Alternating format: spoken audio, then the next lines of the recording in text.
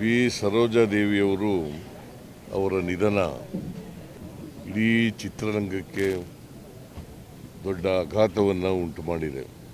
ಭಾಳ ಚಿಕ್ಕ ವಯಸ್ಸಿನಲ್ಲೇ ಸಿನಿಮಾ ರಂಗವನ್ನು ಪ್ರವೇಶ ಮಾಡಿ ಸುಮಾರು 70 ದಶಕಗಳ ಕಾಲ ಚಿತ್ರರಂಗದಲ್ಲಿ ಇದ್ದರು. ಅವರಿಗೆ ಅಭಿನವ ಸರಸ್ವತಿ ಅಂತೇಳಿ ಭಾಳ ಚಿಕ್ಕ ವಯಸ್ಸಿನಲ್ಲೇ ಆ ಬಿರುದು ದೊರೆತಿತ್ತು.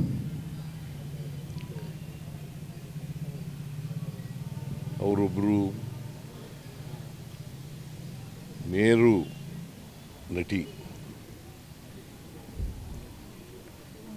ಬರೀ ಕನ್ನಡದಲ್ಲಿ ಅಷ್ಟೇ ನಟನೆ ಮಾಡಿರಲಿಲ್ಲ,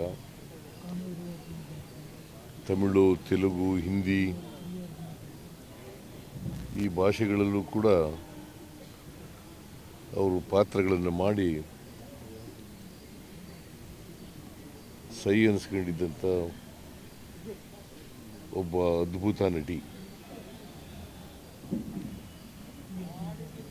ಮತ್ತು ಎಲ್ಲ ಭಾಷೆಯ ಹೆಸರಾಂತ ನಟರ ಜೊತೆಯಲ್ಲಿ ನಟಿಸಿದರು.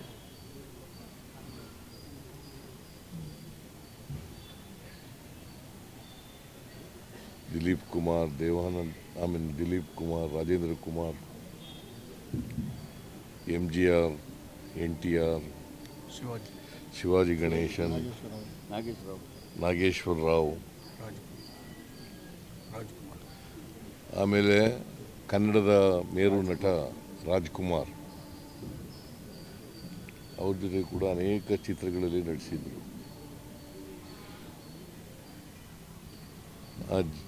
ಅವ್ರು ಮಾಡಿದಂಥ ಯಾವುದೇ ಪಾತ್ರ ಇರ್ಬೋದು, ಆ ಪಾತ್ರಕ್ಕೆ ಜೀವ ತುಂಬತಕ್ಕಂಥ ಕೆಲಸವನ್ನು ಮಾಡ್ತಾಯಿದ್ರು. ಮತ್ತು ಭಾಳ ಖಾಸಗಿ ಜೀವನದಲ್ಲೂ ಕೂಡ ಶಿಸ್ತುಬದ್ಧ ಜೀವನವನ್ನು ನಡೆಸ್ತಾ ಇದ್ರು.